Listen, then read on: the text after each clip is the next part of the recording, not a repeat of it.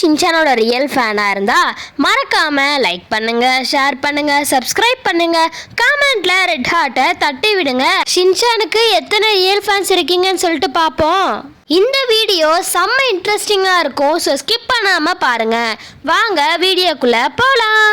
இப்போ நம்ம மிச்சியும் யோசிக்கணும். ஷின்சான் வீட்டு காலிங் பெல்ல அடிச்சுட்டே இருப்பாங்க. நம்ம தலைவனும் வெளியே வந்து பார்ப்பான். அப்படியே மிச்சிக்கும் யோசிரனுக்கும் ஒரு வணக்கத்தை போடுவான். என்னப்பா வீட்டு பக்கமே ஆளையே காணோம் அப்படின்னு சொல்லுவான். இப்போ நம்ம மிச்சியும் யோசிரனும் சேர்ந்து, நீ இந்த பெட்டை பார்த்துக்கிறியா? நாங்கள் ஈவினிங் வரையும் கொஞ்சம் வெளியே போனோம். இதுக்கு எல்லாமே நாங்கள் சொல்லி கொடுத்து வச்சிருக்கிறோம். உங்கள் பெட்டு பார்க்கவே அழகா இருக்குல்ல அப்படின்னு சொல்லி கேட்பா. நம்ம தலைவனும், இதெல்லாம் பார்த்துக்கிறது வேஸ்ட்டு, சமைச்சு சாப்பிட்டா சரி டேஸ்ட்டு அப்படின்வா. இதை கேட்ட ரெண்டு பேரும் டென்ஷன் ஆயிடுவாங்க. கடைசியில் ரெண்டு பேருமே ஷின்சான் தலையில சீடாக கட்டிட்டு டிம்கி கொடுத்துட்டு போயிடுறாங்க. இப்போ நம்ம தலைவனும், ஷீரோவை பார்க்குறதே பெரிய தொல்லை, இதில் இது வேறையா அப்படின்னு சொல்லி கவலையா இருப்பான். நேரா மிக்சியை காமிக்கிறாங்க. மிக்சியும் பக்கத்து வீட்டு ஆண்டியும் சேர்ந்து செம்மையா வெட்டி கதை பேசுறாங்க. இப்ப நம்ம தலைவனும் சீடாக்கு முன்னாடி உட்காந்துட்டு, நீ உண்மையாலுமே டாக் தானா? குலைச்சி காட்டு, இல்லடா நான் குலைச்சி காட்டுட்டுமா? நான் குலைச்சா நீ பயந்துருவியே அப்படின்னு சொல்லிட்டு ஏதாவது பேசு அப்படின்னு அவனும் டாகை போட்டு தொல்லை பண்ணிட்டே இருக்கிறான். இப்ப அந்த டாகும் ஷின்சான் கிட்ட வர பார்க்கும். நம்ம தலைவனும், ஓ நீ என்கிட்ட பேச வரியா, இங்கே ஹைஃபை பண்ணு அப்படின்னு சொல்லி அழகா ஹைஃபை கொடுப்பான்.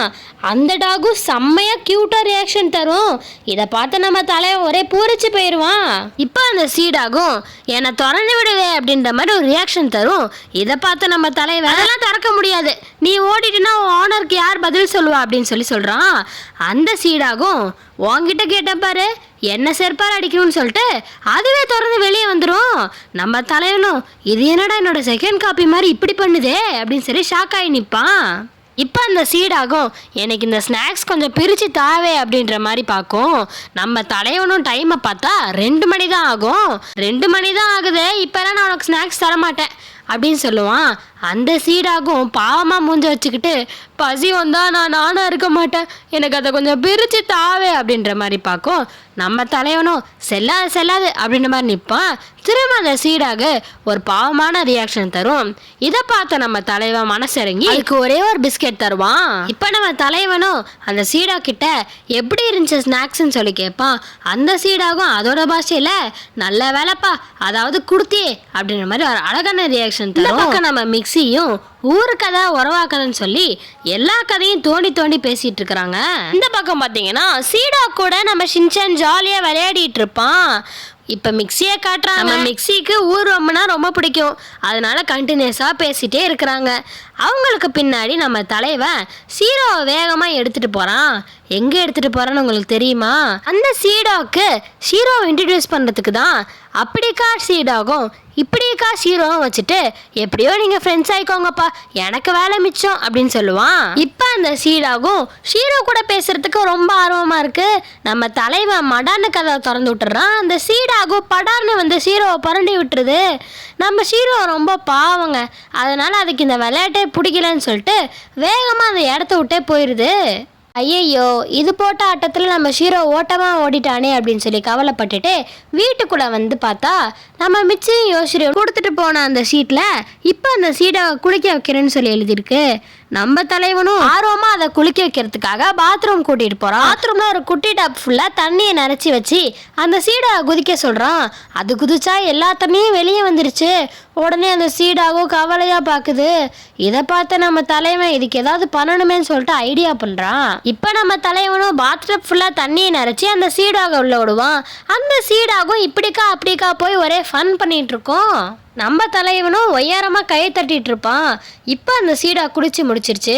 அதை ஹேர் ட்ரையர் வச்சு காய வைக்கலான்னு சொல்லி ஹேர் ட்ரையர் ஆன் பண்ணுவான். அந்த சீடாவுக்கு அந்த சூடு பிடிக்காம வேகமாக ஓடி போயிடும். நம்ம தலைவனும் இங்கே அங்கன்னு சொல்லி எல்லா இடத்துலையுமே தேடிக்கிட்டே இருப்பான். மிக்சியோட ஊர் கதை இன்னும் முடியலைங்க, தோண்ட வந்துட்டே இருக்கு. அவங்களும் பேசிக்கிட்டே இருக்கிறாங்க. இப்போ நம்ம தலைவனும் அந்த சீடாக கார்பெட்டு கீழே படிக்கு கீழேன்னு சொல்லி எல்லா இடத்துலையும் தேடிட்டு இருக்கிறான். மறுபடியும் மிக்சியை காட்டுறாங்க. நல்லா உத்து பார்த்தா அந்த சீடாக் ஷீரோட வீட்டில் இருக்குதுங்க.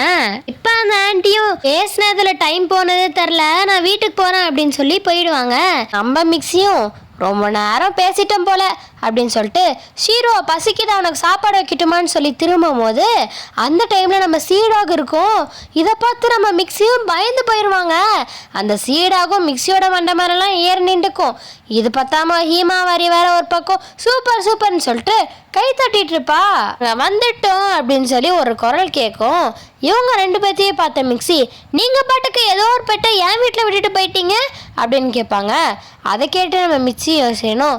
சாரி ஆண்டி, எங்களுக்கு அந்த பெட்டு இங்கே இருந்தால் தான் சேஃபாக இருக்கும்னு தோணுச்சு, அதனால தான் ஆண்டி விட்டுட்டு போகணும் அப்படின்னு சொல்லுவாங்க. இதை கேட்டு நம்ம மிக்சியும், விட்டுட்டு போனது கூட பிரச்சனை இல்லை, என்ன நீ ஆண்டி ஆண்டின்னு சொல்கிற வார்த்தைக்கு வார்த்தை அப்படின்னு சொன்னோடனே சாரி ஆண்டி அப்படின்வா. உடனே நம்ம மிக்சி காதுல இருந்து மீண்டும் என்ன ஆண்டி சொல்லி அசிங்கப்படுத்துறியே அப்படின்னு சொல்லி ரொம்ப கோபமாயிடுவாங்க. இப்போ நம்ம தலைவன் ஹிமாவரி சீடாகுன்னு சொல்லி 3 பேருமே விளையாடிட்டு இருப்பாங்க. நம்ம தலைவனும் இவங்க திட்டு வாங்குறது ரசிக்கிறதே ஒரு சொகம் அப்படின்னு சொல்லி ரசிச்சிட்டு இருப்பான்.